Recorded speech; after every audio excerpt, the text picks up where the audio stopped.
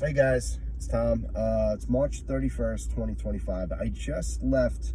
I'm not going to say exactly where because I don't know if those people can get in trouble for letting me in, even though it's well known that life insurance salesmen show up at these kind of places. But I just talked to a bunch of civil servants in Queens, New York. It's been years since I've done this sort of presentation. I thought I was going to head out of the park, but it's because I've been selling insurance for so long. I just out of practice talking to big groups, kind of in a rush because, you know, they can't sit around all day waiting to listen to the life insurance salesman. Anyway, so if you're listening to this and you're one of the people that just listened to me, I apologize because there's some stuff I left out.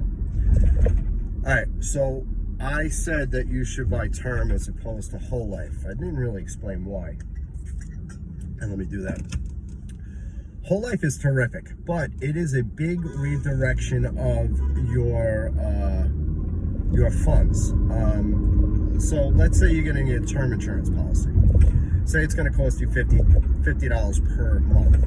That same policy will cost you $500 per month if you did a whole life insurance policy. The whole life is great because eventually someone's going to get it, whether that be your beneficiaries or you cash in eventually and get the cash out and maybe annuitize it if you want. In other words, you collect another pension. That's great. But instead of doing that, instead of paying the, say, $500 per month, I think you should be investing in your 457 401k or Roth 401k. I don't think you can pay more into your pension at this time. I think those days are gone. But if you can, you could pay more into your pension too, which is good. So I would recommend getting the proper amount of term insurance. Another thing I left out, how much insurance do I need? You need between 12 to 20 times your salary. I'd say 15 times the salary is good. So if you're making $100,000 per year, you should have $1.5 million of life insurance. Does that sound like a lot? Yeah, it is a lot of money, but not if your salary just disappeared. If I give you $1.5 million and you keep going living and providing for your family, your beneficiaries, that's terrific. But if all of a sudden your salary's gone and I'm getting your beneficiaries $1.5 million, that's got to last them years, many years, decades. So that's why you need a lot of insurance. And I know a lot of people are like, oh, I don't want to leave my family rich.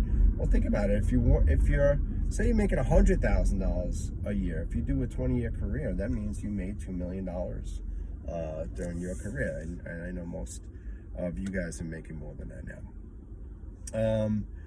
One other thing, well, a couple other things, and it's on the YouTube channel, so take a look. I didn't talk about family health history, and I'm big on that. And I forgot to mention, my dad died of a heart attack at 49. His mother was 53. I'm 53 now. So you never know when I am going to die of a heart attack. Hopefully not while I'm driving down the Grand Central Parkway.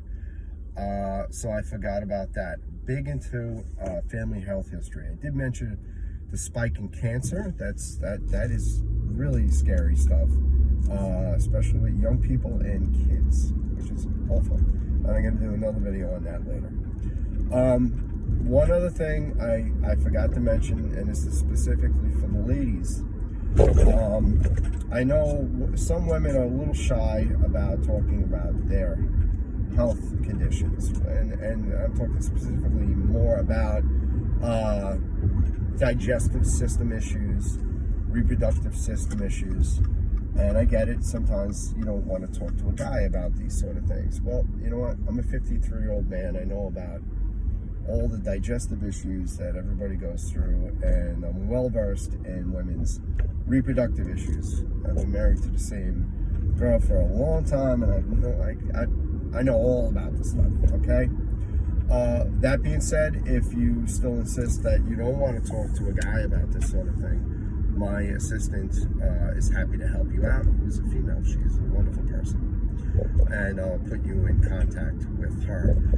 Staying with the ladies, if you're planning on getting pregnant anytime soon, or throwing caution to the wind and you might become pregnant, even though you're not planning it, I suggest you get a life insurance policy in place before that happens.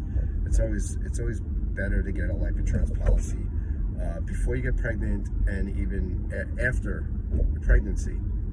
It's better to get it before pregnancy. All right, so a lot going on in your body.